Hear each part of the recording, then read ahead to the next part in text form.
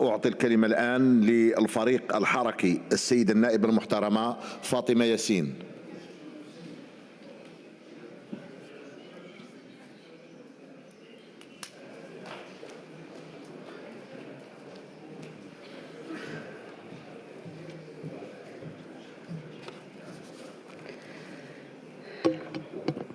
سيد الرئيس، السادة الوزراء، السيدات والسادة النواب الأفاضل، يشرفنا كفريق مناقشة بعض مضامين العرض المهم الذي قدمته السيد الرئيس الأول للمجلس الأعلى للحسابات أمام أنظار المؤسسة التشريعية يوم الأربعاء 15 يناير 2025 حول أعمال المحاكم المالية برسم 2023-2024،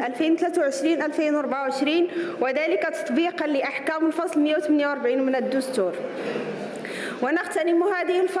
الفرصة لنتقدم بجزيل الشكر إلى السيد الرئيس الأول لمجلس الأعلى للحسابات، ونجدد التنويه بقضاة المجلس وأطره مركزيا وجهويا على المجهودات التي يقومون بها بروح وطنية وكفاءة عالية ومسؤولية كبيرة، ونعتبرها مناسبة سانحة لندعو الحكومة مرة أخرى إلى رصد المزيد من الاعتمادات والرفع من مواردها المالية واللوجستيكية ومن موارده البشرية، حتى يتسنى لهذا المجلس الذي أصبح مرجعا قاريا القيام بأدواره على أحسن وجه، بما يعزز حكامة التدبير المالي والإداري في مختلف القطاعات. سيد الرئيس، إن هذا النقاش السنوي يشكل لحظة دستورية ومؤسساتية محورية في مسار بلادنا نحو تعزيز الشفافية وترسيخ مبادئ الحكامة الجيدة، بما يخدم بناء دولة الحق والقانون وتطوير مناخ استثماري جاذب ومستدام. ولأن المجال هنا لا يتسع للخوض في جميع المحاور والقطاعات التي شملها هذا التقرير الهام الذي نعتبره بحق أرضية صلبة لتعميق النقاش العمومي داخل المؤسسات حول إشكالية التدبير العمومي وتقييم السياسات والبرامج العمومية، فإننا سنكتفي بالاقتصار على مناقشة بعض المحاور ذات البعد الاجتماعي والتنموي والمالي، وبرؤية مبنية على مساءلة أثار التقرير على السياسات العمومية للحكومة على أساس وقوف محطات أخرى ووفق الآليات الرقابية والتقييمية المتاحة لنا على الملاحظات والتوصيات ومدى تنفيذها في مختلف القطاعات والأوراش التي كانت قيد المراقبة والتمحيص من طرف المجلس. إن المؤشرات المرتبطة بالاقتصاد الوطني وبالمالية العمومية تظل دائما موضع مساءلة رغم ما تم تسجيله من إيجابيات قياسا بالسياق الدولي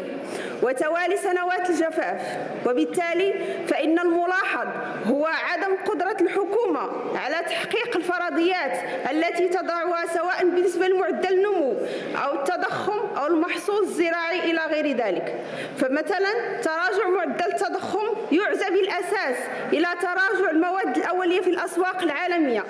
لكن رغم المؤشرات المتفائلة فإن الأسعار لا زالت ملتهبة وتتجاوز القدرة الشرائية للمواطنين. ومن هنا يتعين اختبار الابتكار الحكومي لخلق تناسب بين الدخل وبين الواقع السوق. نفس التناسب يجب أن يتم بين المداخل الضريبية التي ارتفعت ب 12% وبين النفقات الإجمالية التي ارتفعت ب 12.5%. وبالنسبة للمديونية، فعلى الرغم من معطيات الحكومة التي تشير إلى أن نسبة الدين الخزينة ستستقر في 69.5% من الناتج الداخلي الخام بعد نهاية 2025، فإن ارتفاع الدين الخارجي سنة 23 بنسبة 10.8% والدين الداخلي بنسبة 5.6%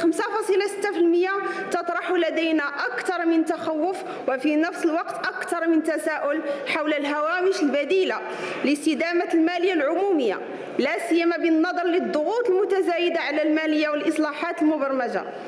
أما بالنسبة للإصلاح الجبائي فإننا نجدد الدعوة للحكومة إلى رفع وتيرة تنزيل قانون 69/19 الذي حدد توجهات الإصلاح وأهدافه وآليات تنزيله بما يضمن العدالة الضريبية اجتماعيا ومجاليا، ولا سيما تنزيل الإصلاح المتعلق بجبايات الجماعات المحلية وكذا بالرسوم شبه الضريبية وفقا لأهداف مستطرة في القانون الإطار السالف الذكر، كما أشار إلى ذلك تقرير المجلس الأعلى للحسابات. لقد تحدث التقرير عن مجموعة من المخاطر المحتملة كما سماها التقرير التي قد تواجه المالية العمومية على المديين المتوسط والبعيد. وهنا يجدر بنا أن نطرح التساؤل بخصوص الوصفة التي تقترحها الحكومة برؤية إبداعية لمواجهة هذه التحديات والمخاطر من قبيل كلفة الإجهاد المائي التي تستلزم 143 مليار درهم، كلفة إعمار الحوز ومساعدة المتضررين، كلفة الحماية الاجتماعية التي ستبلغ 53.5 مليار درهم و 38.5 مليار درهم من ميزانية الدولة، تعبئة الموارد المالية الهامة لتمويل الاستثمارات الكبرى ذات العلاقة باحتضار بلادنا لكأس إفريقيا 25 ونهاية كأس العالم 2030، إصلاح منظومة التقاعد مقابل العجز الذي تعاني منه الصناديق. نعتقد حضرات السيدات والسادة أنه على غرار الطريق السيار المائي يجب التفكير في طريق سيار مالي لخلق الهوامش المالية بمنطق النجاعة كالتقليص من النفقات الزائدة، تقليص تحويلات من ميزانية الدولة لفائدة المؤسسات العمومية التي فاقت 65 مليار درهم سنة 2023 مقابل عائدات ومساهمات في ميزانية الدولة لم تتجاوز 16.8 مليار درهم برسم نفس السنة. فهذا اختلال يستدعي الإسراع بإصلاح هذا القطاع وغيره من القطاعات الأخرى. السادة الوزراء، لن نفصل كثيرا في الشق المتعلق بالماء لأن التقرير شخص بما يكفي الإشكاليات المرتبطة بهذه المادة الحيوية وقدم الاقتراحات وتوصيات سواء بالنسبة للمياه التقليدية أو غير تقليدية، لكننا نود أن نثير الملاحظات والاقتراحات التالية. المخططات التوجيهية للتهيئة المندمجة للموارد المائية التي صادقت عليها أغلب وكالات الأحواض المائية لا تكتسي صبغة الإلزام، لذا يتعين اعتمادها بمرسوم ينشر بالجريدة الرسمية. يجب وضع إطار للتنسيق بين المكاتب الجهوية للاستثمار ووكالات الأحواض المائية بخصوص استغلال المدارات السقوية الكبرى. يتعين تحديد شبكات السقي الجماعي وتوسيع نطاق استخدام الري الموضعي لتحقيق الاقتصاد في استهلاك الماء. ضرورة الرفع من عدد التراخيص الممنوحة لنشاط صب المياه العادمة لكي يستفيد منها القطاع الفلاحي. لا بد من التكامل بين قطاعات الماء والفلاحة والطاقة. سيد الرئيس، بخصوص الاستثمار ولأنه يكتسي أهمية قصوى في تحريك الدورة الاقتصادية وخلق الثورة وإنتاج فرص شغل، وعلى الرغم من اعتماد النطاق الجديد للاستثمار أن آلاف تعاني من صمت وهي التي تشكل 93% من النسيج الاقتصادي الوطني، ناهيك عن تعثر الحكومة في جلب الاستثمارات الأجنبية المباشرة التي انخفضت ب 53% سنة 2023 وعجزها عن جعل الاستثمار الخصوصي ولو بالتدريج يشكل ثلثي الاستثمار الإجمالي الوطني، وعدم التزامها بتعبئة 550 مليار درهم من الاستثمارات الخصوصية من أجل إحداث 500 ألف منصب شغل كما حث على ذلك جلالة الملك حفظه الله.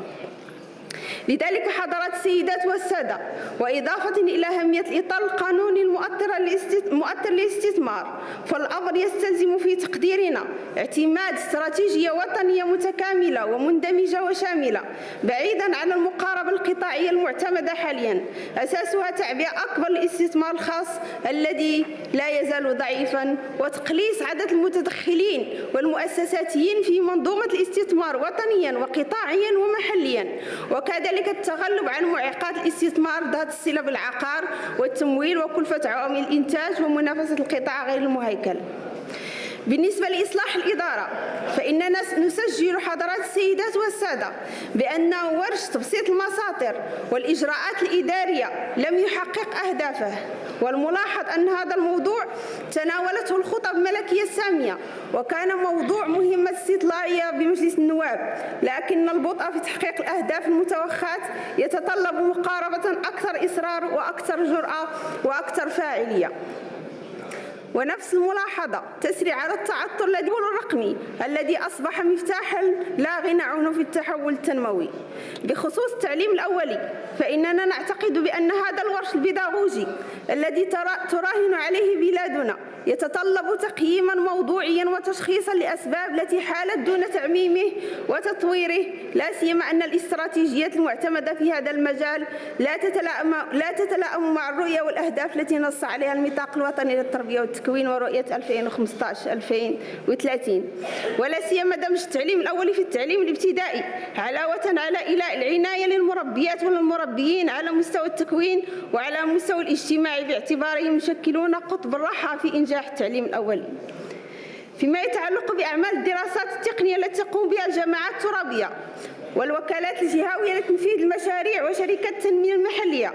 فإننا نتمن المهمة التي أنجزتها المجالس الجهوية للحسابات والملاحظات التي تمخضت عن هذه المهمة التي تتراوح بين عدم الدقة في تحديد المشاريع المعنية بالدراسات التقنية وبين النقائص التي تشوب اختيار مكاتب الدراسات والكلفة المرتفعة لبعض الدراسات